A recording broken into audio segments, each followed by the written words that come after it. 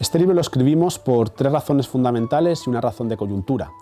Las razones fundamentales son, por un lado, ayudar a asentar la idea de que la crisis ecológica es algo que lo cambia absolutamente todo, que exige una revisión de todos nuestros parámetros de pensar lo que es una sociedad, lo que es la vida buena, lo que es la política. En segundo lugar, para defender que la transición ecológica es una batalla política. Y en tercer lugar, para intentar responder a la pregunta por el cómo, que es la pregunta fundamental, no tanto el qué hacer o el por qué hacerlo, que lo tenemos claro, sino cómo hay que hacerlo, cómo se gana esa batalla política. Pues en nuestro caso es con una apuesta por disputar el concepto de Green New Deal como dispositivo que nos permita construir mayorías sociales alrededor de la idea de transición ecológica socialmente justa. La crisis del 2008 ha sido un terremoto socioeconómico de la magnitud del 29 o incluso mayor, ¿no?, cuyos efectos todavía coletean 10 años después. Pero sobre todo, la cuestión importante con el Green New Deal y por qué utilizamos este término en inglés y tiene una muy mala traducción,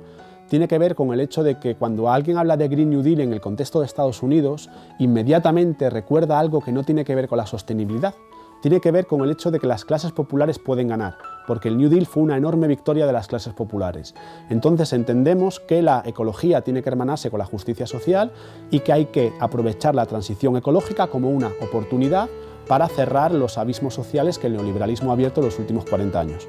Que capitalismo y sostenibilidad son dos realidades incompatibles no solo es un hecho empírico fácilmente demostrable, sino que está al alcance de las matemáticas de una persona de primaria, es decir, algo que crece hasta el infinito, que tiene el crecimiento introducido en la lógica social más profunda de su constitución,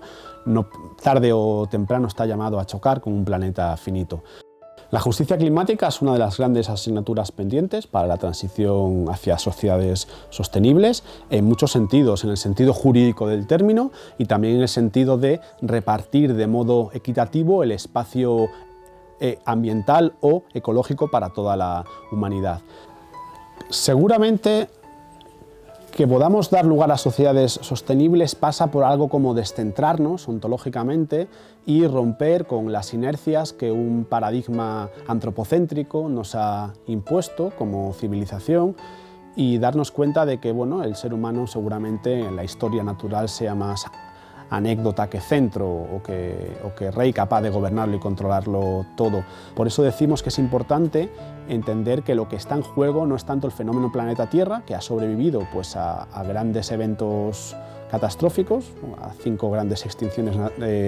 naturales antes de esta sexta extinción que estamos provocando, sino al fenómeno civilización humana, especialmente al fenómeno civilización humana tal y como lo hemos entendido en los últimos 250 años con la industrialización.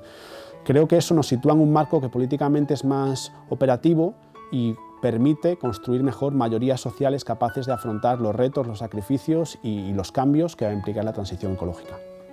Hace 5 años parecía esotérico, propio de frikis o de gente pues, muy marginal. Hoy, por ejemplo, pues, va a condicionar la campaña electoral del país más importante del mundo, que es Estados Unidos, ¿no? Entonces yo creo que el Green New Deal, a veces Héctor y yo lo mencionamos como de broma, supone una suerte de contraataque en campo enemigo en el tiempo de descuento. O sea, estábamos a punto de perder, pero nos han puesto esto encima de la mesa y creo que es la responsabilidad de todas y de todos poner lo mejor de nuestra inteligencia para marcar este gol.